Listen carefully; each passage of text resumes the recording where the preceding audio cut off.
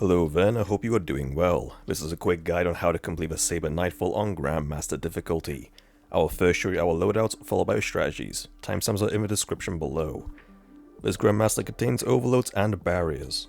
Void and arc shields are present within the GM and the threat is arc. At the time of recording, this surges with solar and arc. This could be different for you depending if you do the GM on the week it comes out or later on for your Conqueror title. So always double check what the surges are and match the subclasses and weapons to them. Now moving on to loadouts, we had a Warlock running Song of Flame combined with Getaway Artist for creating Arc Souls.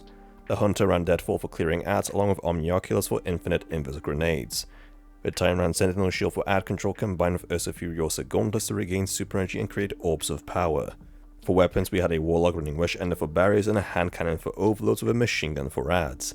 The Titan ran Riptide for overloads and Risk Runner for barriers with a heavy grenade launcher for DPS. The Hunter ran Wish Ender for barriers and a hand cannon for overloads with a machine gun for rad clear. Now onto mods, starting with a class item. Run any of the mods to help reduce your ability recharge time when using different abilities, or run Powerful Attraction to collect nearby orbs. You could also run the mods Proximity Ward and Healthy Finisher to get your health back along with an overshield when performing a finisher. For leg armor, you can run mods to help with your ability regen when picking up Orbs of Power. You could also run Scavenger mods to pick up additional ammunition when picking up ammo bricks. For your chest armor, run a Sniper Resist mod to help reduce incoming damage from snipers. Also run an Arc Resist mod because incoming arc damage is increased by 25%. For gauntlets, run any mods that boost your abilities or create Orbs of Power. Finally, for the helmet, I suggest you have a Heavy Ammo Finder mod on, along some ashes to access to get your super back on grenade kills. These are the loadouts that we used. Either copy them or use them to make your own designs. You do not need the same loadouts, subclasses or characters that we have to complete this GM. With that out of the way, let's get straight into it. Once you spawn in, equip your Sparrow and travel over to the left side, following the coastline all the way up through the cave systems until you reach the Warsat location. Jump off your Sparrow and keep your distance so you do not die to the Warsat. There are two ways of completing the starting area. You can step onto the Warsat and kill the ads whilst defending it, or you can cheese it by using an emote. If you have the Anniversary Pose emote, you can align yourself with the side of a Warsat that has this plate sticking out of it. Make sure your head is inside the plate with a portion of your helmet sticking out of the side ever so slightly. As you can see, the ads began shooting me because I wasn't aligned properly, so I had to quickly adjust.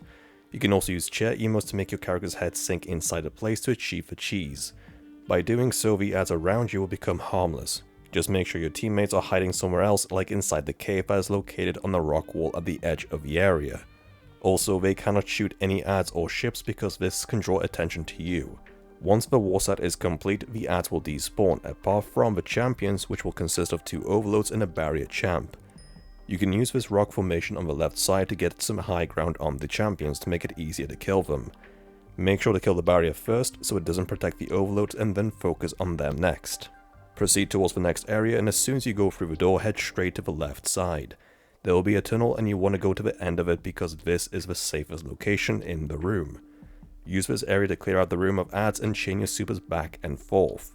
Among the ads will be an overload and a barrier champ, so take out as many of the minor ads as possible first and chain your supers back and forth to be able to create orbs for one another to get more supers. Be careful though, because among the ads will be marauders that will occasionally rush you, and there will be plenty of snipers throughout the different waves. Sometimes some ads will spawn at the top of a hallway where you entered and may rush your position, so have your grenades ready.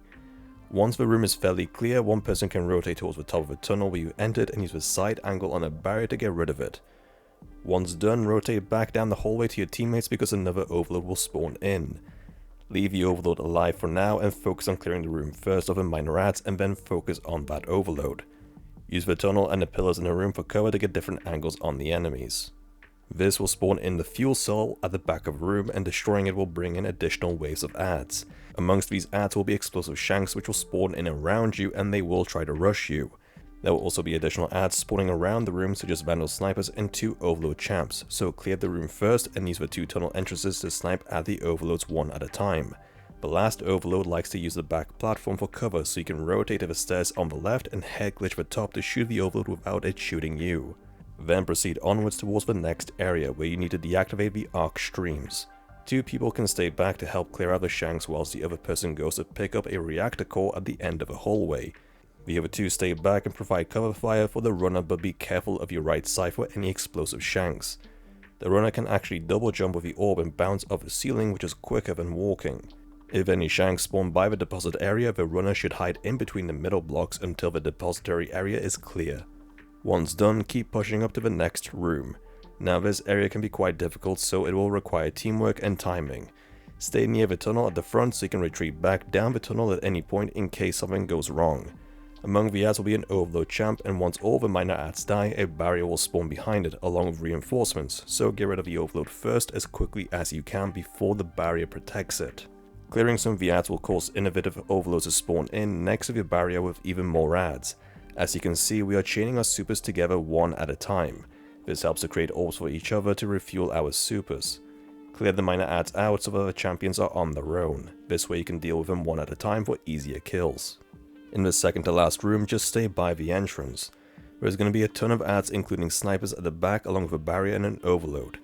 The overload will usually hide at the back left corner, whilst the barrier tends to teleport towards you on the right side, so take it out first so it cannot protect any of its friends. Then push to the corner on your left and use the sidewall for cover to begin thinning out the rest of the adds. But as you clear them out, another 2 overloads will spawn in. It's better to clear out all the minor adds first, so the overloads will be left on their own. This way you can shoot them one after another or even super them all if you want. Just keep your distance and coordinate your efforts on one champ at a time. You are now in the boss room. There are multiple ways of doing this, so this is the strategy we use. Begin by taking down the servitors and the shanks around the room. This will cause the boss to spawn in, and around the room various pieces of cover will emerge that will continuously rotate based on the health of the boss. When the boss spawns in, rotate right from where you entered and use these panels for cover. The boss's weak points are the front 2 jetpacks, so damage it until it loses a bar of health. This will cause it to teleport to the back along with a shield, so ignore it for now. At the same time, a barrier will spawn along some shanks around you. Rotate to the front of a room from where you entered, because on the left side will be this large panel you can crouch behind for cover without the adds being able to hit you. Get rid of any remaining shanks until the barrier is left on its own. Killing it will cause the boss to come back to the middle, but do not focus on it just yet. Organize yourself so that one person is looking left, one person is covering the middle, and the last person is focusing on the right side. 2 people can be in charge of clearing out the shanks whilst the other person focuses on depleting the boss's health. It is up to you how you want to arrange your team, but don't leave the shanks alive. If you want, you can have everyone deal damage to the boss and every so often clear out some shanks because they can easily overwhelm you. Once the boss loses more health, it will teleport again and a barrier will spawn in along with more shanks, including exploding ones. Clear the shanks out first, followed by the barrier, and then focus on the boss, and this time its crit spot will be the center eye. Occasionally some explosive shanks will spawn to your left and right, so pause to get rid of them before going after the boss again. The cover around you will also begin to rotate into some better forms, however it will completely disappear when the boss reaches its last health bar, so combine your supers and get rid of the boss as quickly as you can, because it will begin to rush you and try to electrocute you. If you want, you can even keep the barrier alive in a previous phase and wait for all of your supers to be ready before killing it to start the final boss phase. And there you have it, that is how you complete the full S.A.B.E.R Nightfall on Grandmaster difficulty. If you have found the guide to be helpful, then please like, share and post a comment. Don't forget to subscribe for more Destiny 2 guides. Thank you for watching and I'll see you next time.